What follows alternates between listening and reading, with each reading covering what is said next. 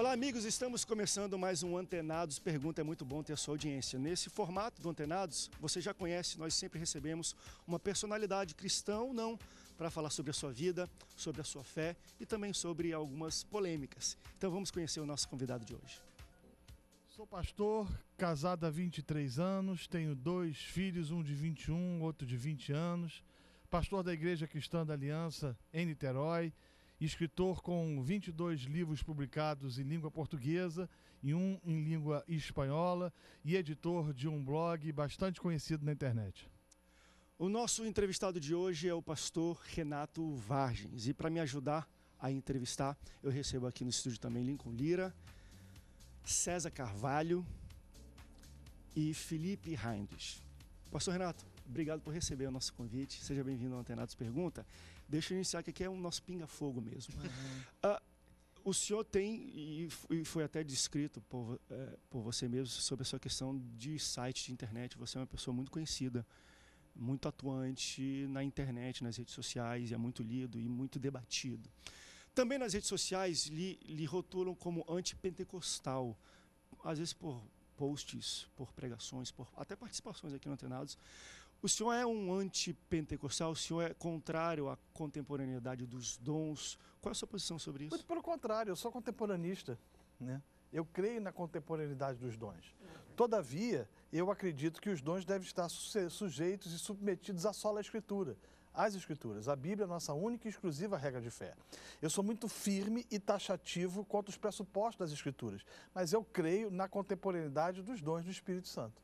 Discordo, por exemplo, da muitas existência... vezes, quando você também escreve, o que as pessoas também falam, como exemplo para, às vezes, bater nisso, você usa muitos exageros. Os exageros. Mas exagero tem de dois lados. Se é para a gente usar mais... Sim. Você concorda?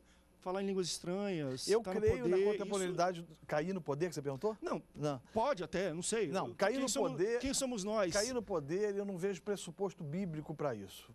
Vamos elencar algumas coisas aqui. Toda vez que um cara caiu no poder, nas Escrituras, ele não foi mais a mesma pessoa. E quando ele caiu, foi uma experiência íntima e próxima do Senhor, de tal forma que o levou a uma mudança comportamental.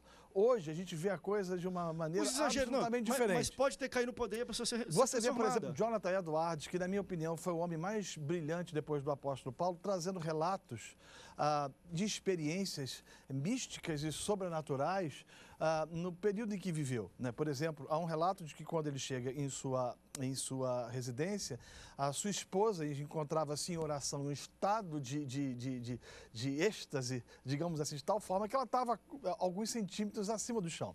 Então, Jonathan Edwards, ele também dizia o seguinte, ele dizia que a manifestação do Espírito Santo pode levar algumas pessoas a não conseguirem lidar com aquilo de tal forma e serem levadas ao extremo. O que a gente vê hoje em dia na Igreja Evangélica Brasileira é muito mais uma tendência ao extremo do que qualquer outra coisa. Mas eu creio no poder do Senhor. Eu creio que o Senhor é capaz de curar os enfermos, creio que o Senhor é capaz de ressuscitar mortos e creio no dom de línguas. Eu não tenho nenhum problema quanto a isso. Todavia, eu sou taxado como alguém que não acredita na contemporaneidade dos dons de espíritos. Agora, um ponto que precisa ser trabalhado e tratado com muita propriedade. Tudo isso tem que estar submetido à sola Escritura. Somente a palavra de Deus é a única e exclusiva regra de fé. O senhor se sente assim um exegeta? Um nível de exegese, de conhecimento da palavra, no seu rudimento, para ter esse tipo de parâmetro para os dias de hoje? Porque às vezes a gente percebe você falando, Renato, dá a impressão de que você tem uma autoridade acerca do rudimento da palavra para colocar a palavra nesse nível de constatar a experiência de pessoas alheias e dizer que aquilo não é do Espírito. Como você se sente como um entendedor da palavra? Não, eu não sou um exegeta, longe disso. Todavia, eu acredito que as Escrituras ela possuem referência. A Bíblia explica a Bíblia. Você não precisa ser um exegeta, você não precisa ser um excelente hermeneuta para você discernir que algumas coisas que são defendidas nos dias de hoje nunca aconteceram na igreja do primeiro século, por exemplo. Bem, Renato, é um prazer e uma alegria estar contigo aqui. Você parece, na sua fala, concordar um pouco com a questão da mulher do Jonathan Edwards levitando, e eu não encontro nada na Bíblia de alguém que, por mais perto do Senhor, tenha levitado. a não ser na assunção do próprio Cristo. Como é que você faz essa ponte entre as realidades daquilo que você concorda com aquilo que você não concorda hoje na prática religiosa? Muito boa a sua pergunta. Vamos lá. Eu não afirmei que concordo com o relato de Jonathan Edwards. Eu relatei aquilo que ele disse, aquilo que ele escreveu. Toda experiência precisa ser pautada à luz das Escrituras. As Escrituras, elas devem ser a nossa única e exclusiva regra de fé. Qualquer experiência que me leve, né, a um comportamento, a uma ação que fira os pressupostos da palavra de Deus, devem e precisam ser rechaçados. Por exemplo, o que você vê hoje que merece ser rechaçado? Algumas coisas, por exemplo, a ênfase exagerada à satisfação humana. O que eu percebo? Qual é o mote? O que impulsiona tudo? A gente vive um evangelho absolutamente antropocêntrico. Ele é ensimesmado, o homem está no centro, ele está no foco e o evangelho pregado é para a satisfação dele. Isso se manifesta ou acontece de forma significativa dentro das nossas liturgias e dos nossos cultos, onde o que importa é a satisfação do freguês, essa satisfação do cliente. Então Deus é usado muito mais como um instrumento de satisfação pessoal, ou que dá um certo tipo de prazer e de alegria ao indivíduo, do que alguém, na verdade, que deve ser cultuado. Me tira uma dúvida. Quem está sempre próximo a você diz que você é um coração ambulante, um pastor que cuida, um pastor que ama. Só que quando a gente lê o seu blog, a gente tem uma visão completamente diferente dessa. Por exemplo, eu ontem acessei e vi lá 10 pontos contrários à pregação neopentecostal. Mas eu não vi, por exemplo, 10 pontos favoráveis à pregação neopentecostal. Qual dos dois Renatos, o pastor amoroso ou aquele do blog que critica, é você? Deixa eu dizer uma coisa para você. Textos não têm rosto. Né? Letras não têm cara. Letras não manifestam aquilo que de fato você está a sentir. Qualquer um de nós pode escrever qualquer coisa e a nossa capacidade de interpretação e de leitura, segundo a nossa ótica, é que vai delinear aquilo que a gente está lendo ou aquilo que a gente está enxergando. Nós somos seres que enxergamos conceitos, ideias ou opiniões segundo a ótica estabelecidas por nós mesmos. Mas você não diria que o seu blog, por exemplo, ele é mais visto como um blog crítico do que como um blog amoroso, ou não, nada a ver, cada um entende do jeito que quiser? Pois é, eu sou visto como um blog crítico, e disso eu tenho plena convicção, né?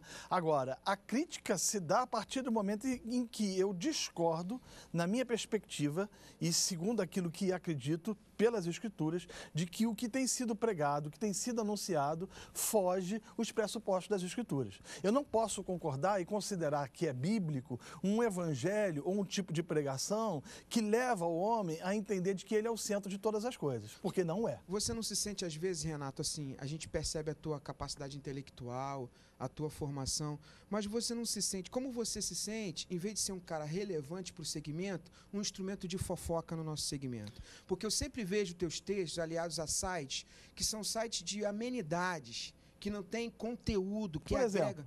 Por exemplo, já vi blog teu falando no Fuxico, falando sobre a vida, de repente, do cachê de um cantor gospel como o Thales. Eu pergunto a você, você toca alguma coisa? Olha só. Você é músico? Não, não sou. Você já se envolveu com louvor e adoração na sua vida? Que tipo de relevância você tem nesse segmento para usar o cachê do artista? O que você acrescenta ao segmento? Tu não acha que tu não é instrumento de fofoca? Não, não é. Primeiro que eu não há pouco tempo, se você lesse de fato aquilo que eu escrevo, você veria que eu escrevi um texto contestando e discutindo esses sites de fofoca, as quais eu não tenho nenhum tipo de envolvimento, não escrevo para eles, não partilho absolutamente nada. Pensam até que o senhor participa. Não, algumas pessoas falam, porque os sites usam o seu blog, eles usam. A questão é o seguinte, cara, eu sou um site que o meu blog já tem quase 6 milhões de acessos, né? Então, ele é lido não somente no Brasil, mas em mais de 100 países. Então, hoje em dia, quando eu escrevo alguma coisa, eu falo alguma coisa, repercute efetivamente em inúmeros sites, em inúmeros blogs. Que vai um pouco além disso. Oi? Quando nós entramos no seu blog, nós vemos lá blogs que você recomenda. Sim. E desses blogs que você recomenda, alguns são puramente de fofoca. Por exemplo? púlpito cristão. O púlpito cristão não é de fofoca. É de fofoca. Eu discordo. Eu já fui vítima do púlpito cristão. Se você vê as manchetes mais lidas do púlpito cristão, são todas de fofoca Pode gospel. ser, mas eu não vejo dessa maneira o púlpito cristão. Eu acho que existem outros tipos de blogs, outros tipos de sites que fazem disso. Eu não preciso de polêmica para ter visibilidade. Não preciso, né? E nem o quero, nem o desejo. Agora, voltando à questão da música, eu sei que um músico tem as suas despesas, eu sei que não é fácil você organizar um show. Quanto você ganha, por exemplo? Quanto que você ganha? Não, porque para pregar o evangelho? Eu não cobro. Ah, você não paga conta? Eu não cobro para pregar o evangelho. Eu jamais cobraria para pregar o evangelho. Mas como você paga as suas contas, eu recebo ofertas. É diferente. É diferente, é claro. Né? Eu acho mercenário, eu acho aqueles que estabelecem valores para pregar o evangelho, homens que não são dignos da mensagem. Jamais, em qualquer igreja que eu sou convidado para pregar, em qualquer lugar do Brasil ou do exterior, alguém chega para mim e pergunta, quanto você cobra? Eu falo, eu não cobro para pregar o evangelho. Né? Não cobro. E nunca o fiz. Nunca o fiz. Agora, eu sou absolutamente contra quem o faz. É um pressuposto meu. Eu creio nisso e acredito nisso. Acredito que o evangelho não deva ser mercantilizado. Agora, eu acho um absurdo um cantor gospel cobrar 60 mil reais para cantar numa igreja. Vamos debater eu acho um absurdo um cantor gospel comprar 20, 30 mil reais para poder pregar, cantar num lugar. Esse é só o primeiro bloco. Tá muito bom. Fica aí, a gente volta já já.